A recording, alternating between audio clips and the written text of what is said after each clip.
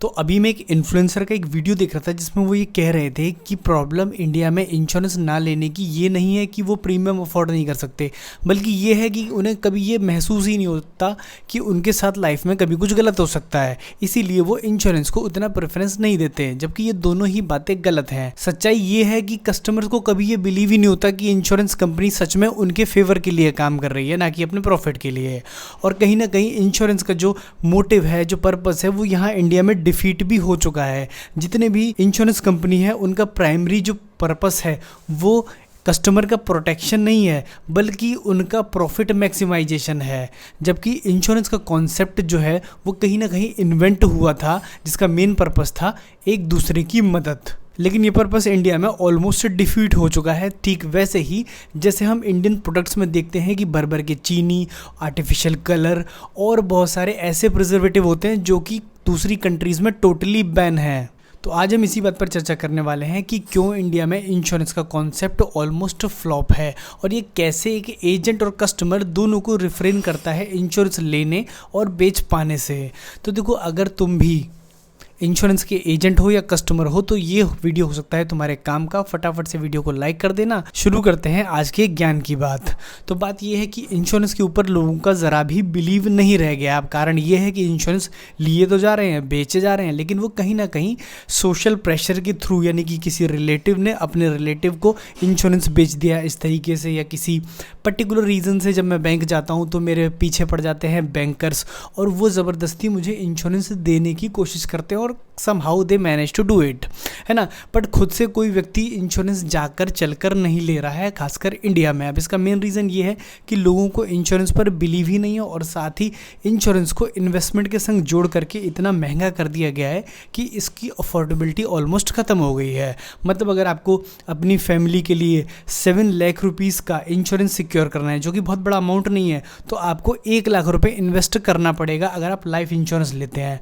Mostly agents term insurance बेचना prefer नहीं करते, क्योंकि कंपनी खुद ही एडवाइस नहीं करती कि टर्म इंश्योरेंस बेचा जाए, क्योंकि इसका प्रीमियम बहुत कम होता है और साथ ही कुछ ऐसा बड़ा अमाउंट कंपनी को मिलता भी नहीं। कंपनी को तो चाहिए कि 1-1.5 लाख रुपए आए, जिस पर उसे 6, 6.5 या 5% का रिटर्न देना पड़े, और वो पैसा वो मार्केट में, लोन में और दूसरी जगहों पर इन्वेस्ट करके मोटा रिटर्न आप ही के पैसे से कमाए। तो ऐसे करके जो इंश्योरेंस का पर्पस है ना, ऑलमोस्ट डिफीट हो गया आज की डेट में।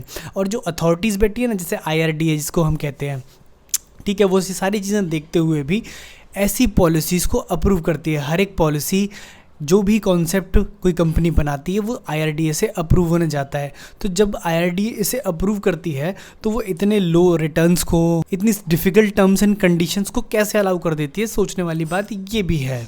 और कस्टमर का विश्वास उठने का एक और रीज़न ये भी है कि अगर आप इंश्योरेंस के क्लेम का रिजेक्शन का रीजंस देखेंगे ना, तो आपको सच में हंसी आ जाएगी। कहीं कहीं तो ओवर स्पीडिंग के नाम पर भी इंश्योरेंस कंपनी ने हेल्थ इंश्योरेंस में पैसे काट लिए हैं। उनका ये कहना है कि कस्टमर बाइक तेज चला रहा था, इस वजह से ये क्लेम नहीं मिलेगा।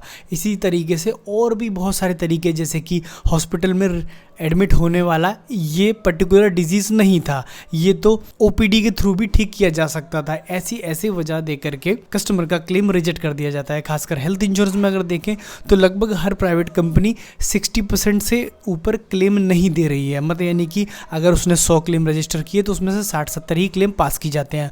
उसमें भी पार्शियल पेमेंट का एक बड़ा ऑप्शन देखने को मिलता है। मतलब अगर आपने 1 लाख रुपए का क्लेम किया तो 20-25 हज़ार रुपये दे करके छोड़ दिया जाता है और क्लेम को क्लोज कर दिया जाता है। तो ये सारी बातें हैं जो सच में कस्टमर में अविश्वास फैलाती हैं और जिसकी वजह से लोग इंश्योरेंस से दूर होना चाहते हैं। तो हमें क्या करना चाहिए?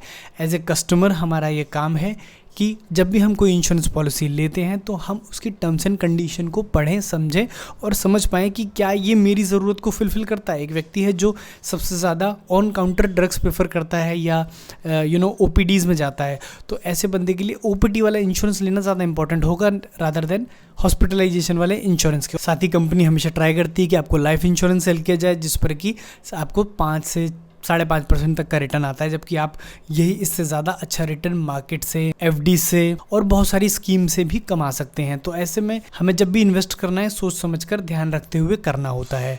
खासकर मैं एजेंट के बारे में अगर बात करूं तो जब भी वो किसी कस्टमर को कोई पॉलिसी सेल करने समझाने जाते हैं तो पहली चीज़ तो ये मैक्सिमम रूल्स एंड रेगुलेशन को एक्सप्लेन कीजिए कस्टमर को कि किन किन सिचुएशन में वो क्लेम कर सकता है और कौन कौन से तरीके रहेंगे जिसकी वजह से क्लेम रिजेक्ट हो जाएगा।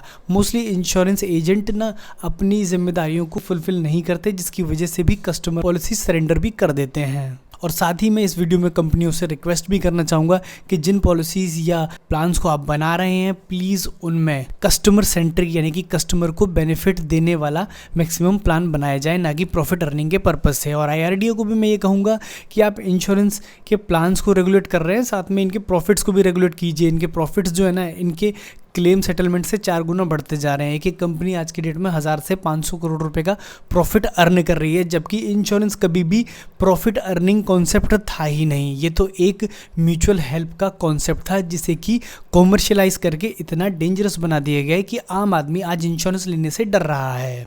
तो इस वीडियो में इतना ही।